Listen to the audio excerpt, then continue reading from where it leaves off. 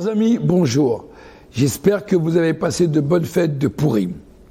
Nous voilà arrivés maintenant à la deuxième paracha du livre de Vaïkra. Il y avait une fois le Baal Shem Tov. Il était assis à côté d'un juif et qu'il a vu ce juif en train de prier. Et à ce moment-là, il a vu qu'il était en train de prier la prière de Rosh Hashanah. Et finalement, on était dans un jour de semaine.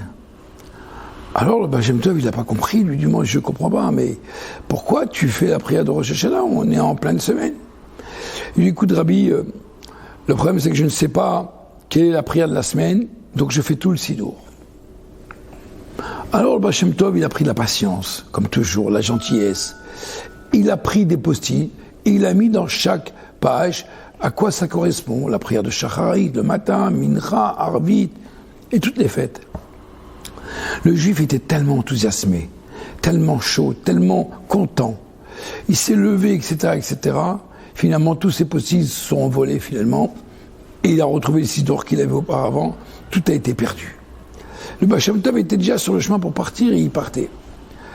Ce juif, à ce moment-là, il a dit, je vais vite rattraper le Baal Shem Tov. Et à un moment, le Baal Shem Tov essaie de voir à droite à gauche, il voyait personne, il traverse le fleuve. Nous savons très bien que le Baal Shem Tov fait beaucoup de miracles, donc il met son gartel et il traverse le fleuve. Lui, le juif de loin, il voit ça, il prend un mouchoir, il met également son mouchoir, et finalement, il traverse également comme le Baal Shem Tov. À un moment, Baal Shem Tov, le juif, il lui dit au Baal Shem Tov, regardez, j'ai perdu tous les papiers, etc., etc. Le Baal Shem Tov lui dit, mais comment t'es arrivé ici, traverser le fleuve? Il dit, j'ai fait comme vous. Il dit, écoute, si tu as réussi à faire ça, continue à prier comme tu priais. La paracha de cette semaine, puisque comme vous le savez, dans le livre de Vaïkra, paracha de Tzav, nous parlons beaucoup des sacrifices, du sanctuaire. C'est vrai qu'aujourd'hui, malheureusement, on n'a pas de temple. C'est vrai qu'aujourd'hui, malheureusement, nous n'avons pas de sacrifice. C'est vrai qu'aujourd'hui, nous n'avons pas de Kohen Gadol, des Kohanim, dévoilés, définis, précis. C'est vrai. Mais la Torah est éternelle. Alors, il y a un verset dans la paracha de cette semaine qui nous symbolise un peu la notion de comment un juif il doit prier. Esh tamid tukad ala mizbeach lo tirbe. Il fallait absolument un feu qui est allumé sur le sanctuaire constamment, jour et nuit, 24 sur 24, 7 jours sur 7. Et la Torah, la Gemara nous dit tamid. Tamid veut dire tout le temps, quotidien, constamment, même le Shabbat. Tamid veut dire aussi, même si on est impur, il faut qu'il y ait toujours le feu sur le sanctuaire. Le judaïsme, la chassidoute, nous explique qu'en vérité, on pourrait peut-être penser que le Shabbat, compte tenu que nous sommes déconnectés de la vie de la semaine, nous sommes beaucoup plus spirituels le Shabbat. Nous n'avons pas déjà le téléphone, nous n'avons pas la voiture.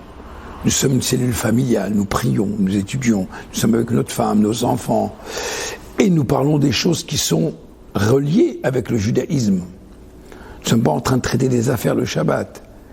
Donc a priori, peut-être comme je pense que je suis tellement dans la sainteté, peut-être que j'ai pas besoin d'être enthousiasmé. Eh bien la Torah dit l'inverse. Esh tamid tukad ala mizbeach. Tamid, même le Shabbat, tu dois être saint. Même le Shabbat, pardon, tu dois être chaud. Tu dois être enthousiasmé, avec un enthousiasme exceptionnel. Tamid veut dire aussi constamment, même lorsque, par exemple, un juif, il se sent très faible spirituellement, très bas, que, a priori, une vie ne suffit pas de le rattraper de toutes ses erreurs, car il se sent impur. La Torah dit Tamid, même quand tu es impur. Le temple, le sanctuaire doit être également toujours allumé. Vous savez tous que lorsque la Torah dit Va'asuli migdash ve'shachanti betocham, vous ferez un sanctuaire pour moi, et je résiderai parmi vous, parmi chacun de vous. La Torah nous enseigne ici que, en vérité, de la même manière qu'il y a un temple physique, le temple physique peut se traduire en corps d'un être humain. Le sanctuaire, le misbéar, c'est le cœur du juif. Le cœur doit être chaud. Le cœur doit être toujours enthousiasmé pour le service de Dieu. C'est vrai. Nous sommes habitués tous les jours à prier 3 prières. Nous avons toujours l'habitude de faire certaines choses, des mitzvot. Et parfois, on s'en lasse un peu. C'est la même chose. Alors, la Torah nous demande de faire un effort toujours, de garder cette fameuse chaleur que nous avons en nous, l'otirbé, jamais l'éteindre. Un commentaire dit le mot Esh Tamid Tukad al Mizbeach Lo Tirbe. Lo Tirbe. Lo, après je mets un point. Le lo, toutes les choses négatives qui pourraient m'empêcher d'être enthousiasmé dans la chaleur du servir Dieu. Tirbe, l'eau, il faut enlever le lot. Et c'est quoi le lot? L'interdit, les choses qui sont interdites, tu dois l'éteindre. Le lot, tirbe. Il faut que tu éteignes le lot. Il faut que tu éteignes ce qui n'est pas bon. Et ça qui est intéressant de voir dans cette paracha, c'est qu'en réalité, nous sommes maintenant le lendemain de Purim. Et alors, il ne faut pas seulement être enthousiasmé uniquement dans les moments de fête comme Purim, Pessah, Shabbat, Yom Tov, anniversaire, naissance. Mais un juif, il doit toujours savoir qu'il a un cœur ardent, constamment pour servir Dieu. Parce que malheureusement, c'est vrai, on pourrait se poser la question, comment pourrais-je être joyeux, vu la situation dans le monde, vu les difficultés qu'on peut rencontrer? Mais la Torah nous dit, l'eau, tirbé. Eh bien, c'est qu'il faut savoir que c'est Esh Tamid Tukad, lorsque tu as un feu qui est constamment. Grâce à cet enthousiasme, cette chaleur, faire les mitzvot, pas uniquement parce qu'on est une forme obligée, ou parce qu'on a pointé. Non, nous devons faire les mitzvot parce qu'en vérité, on a le privilège. Nous avons la mitzvah, le privilège, la chance. La chance que Dieu nous a donnée de faire cette mitzvah. Schar mitzvah be'atzma. Le salaire de la mitzvah, c'est la mitzvah elle-même. Pas tout le monde, et parfois, nous savons tous, nous sommes parfois amenés à nous-mêmes vouloir faire une mitzvah, mais parfois la mitzvah, elle vient vers nous. Mais il faut savoir qu'on a une chance, tout souvent, de pouvoir contribuer à une mitzvah. Que ce soit de manière financière, que ce soit venir prier, venir étudier, venir aider une personne âgée, rendre service à quelqu'un. Ça, c'est quelque chose qui est...